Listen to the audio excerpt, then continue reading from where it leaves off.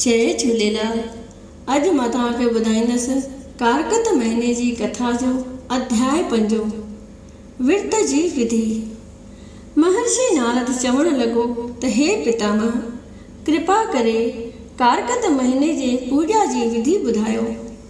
ब्रह्मा चवण लॻो त हे पुत्र, कारकत महीने जे विर्त तमामु घणो शुभकारी ऐं फलदायक आहे। जे पतिव्रताऊं हीउ विर्त रखंदियूं से कॾहिं बि विधवाऊं न थींदियूं।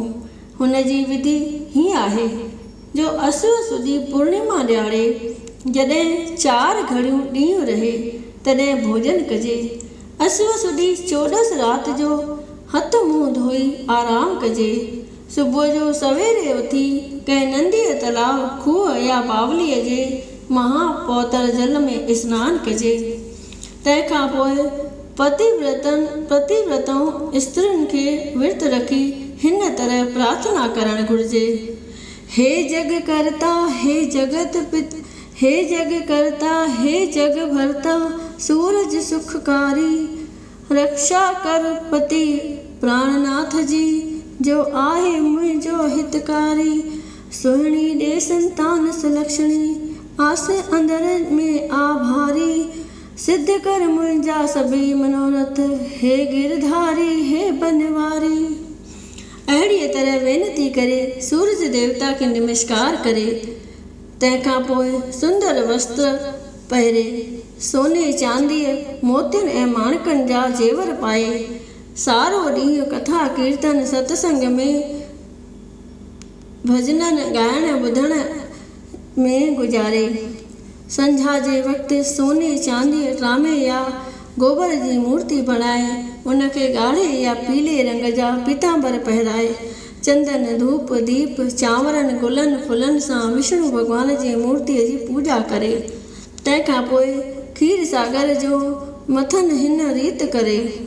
सोने चांदीअ या ट्रामे जे कंहिं बि थांव में खीर विझी सोने या चांदीअ जी मांधाणी बणाए विर्त रखण वारी स्त्री हिन तरह प्रार्थना करे उनखे मथन करे।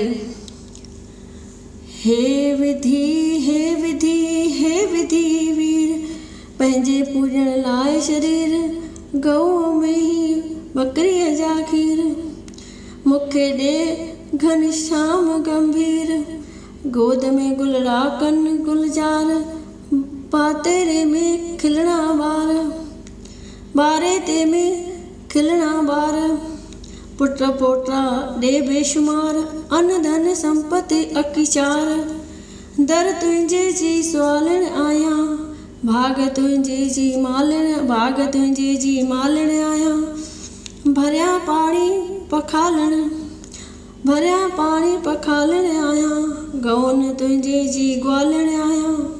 इहा वेनती पूरी करे ब्राह्मणनि खे भोजन खाराए ऐं जेको बि कुल जा वॾा ससु सहुरा निणान पुफी आदिक हुजनि सभिनी खे सवादी भोजननि ऐं पकवाननि खाइण सां पवित्र तृप्त करे उन्हनि जी पूॼा करे राति जो तारनि उभरण खां पोइ पाण भोजन खाए। ऐं हे नारद, जेको अहिड़ीअ तरह हीउ विर्त रखे थो तंहिंजे जनम जनम जा पाप नाश थी वञनि था ऐं उहो अंत समय मोक्ष पद खे पाए थो। सभिनी तीर्थनि जो सनानु करण करे जो फल मिलंदो आहे तंहिंखां त्रिगुणो फल हिन विर्त जे रखण करे प्राप्त थींदो आहे। असुर वॾी पूर्णिमा जो विर्त रखी जेको नर नारी केसर सहित कपूर जो दीपक जलाए थो उन्हीअ खे किरोड़नि कपिला गऊं जे दान करण जो फल मिले थो। जेको कपूर ऐं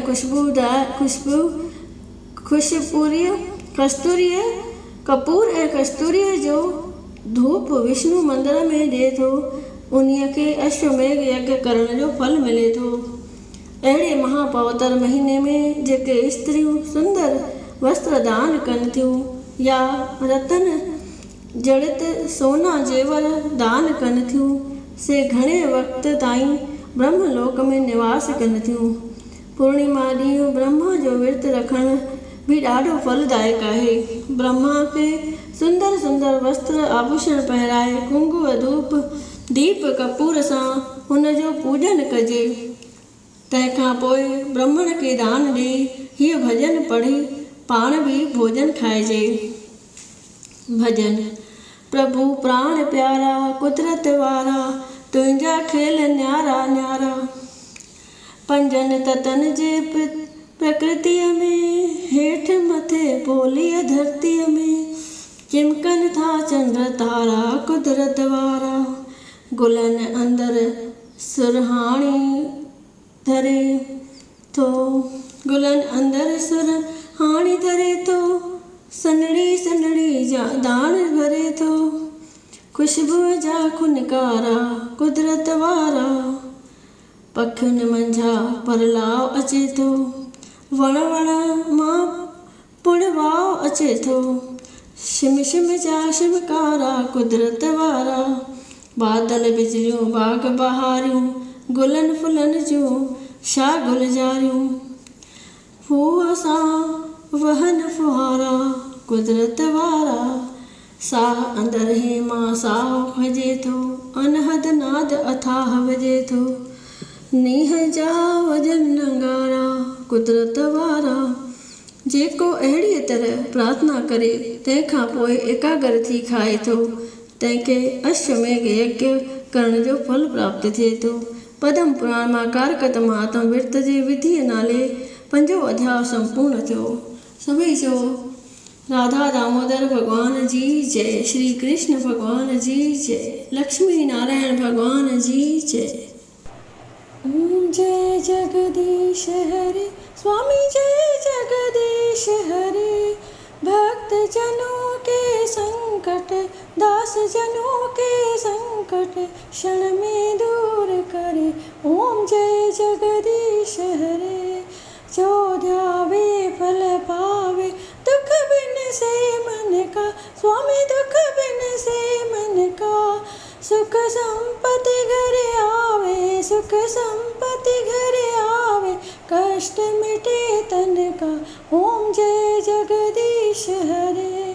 माता पिता तुम मेरे शरण गऊँ मैं किसकी स्वामी शरण गऊँ मैं किसकी। तुम बिन और न दूजा प्रभु बिन और न दूजा आस करूँ मैं जिसकी। ओम जय जगदीश हरे। तुम पूर्ण परमात्मा तुम अंतर्यामी स्वामी तुम अंतर्यामी। पार ब्रह्म परमेश्वर तुम सबके स्वामी। ओम जय जगदीश हरे। तुम करुणा के सागर तुम पालन करता स्वामी तुम पालन करता। मैं मूर्ख कलकामी मैं सेवक तुम स्वामी कृपा करो भरता। ओम जय जगदीश हरे। तुम हो एक अगोचर सबके प्राणपति स्वामी सबके प्राणपति। किस विध मिलूं दया में किस विध मिलूं दया में तुमको मैं कुमति। ओम जय जगदीश हरे। दीन बंधु दुख हरता तुम ठाकुर मेरे स्वामी तुम रक्षक मेरे। अपने हाथ उठाओ अपने शरण बिठाओ द्वार पड़ा तेरे। ओम जय जगदीश हरे। विषय विकार मिटाओ पाप हरो देवा स्वामी पाप हरो देवा। श्रद्धा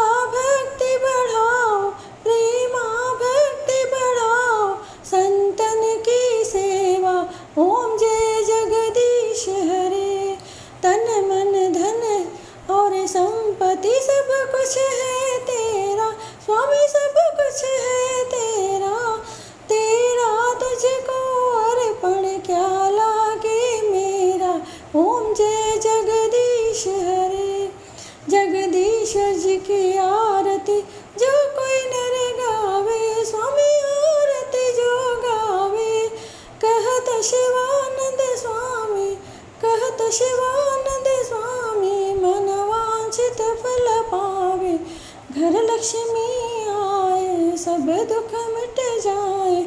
ओम जय जगदीश हरे, ओम जय जगदीश हरे, स्वामी जय जगदीश हरे। भक्त जनों के संकट, दास जनों के संकट क्षण में दूर करे। ओम जय जगदीश हरे। बोलिए विष्णु भगवान की जय।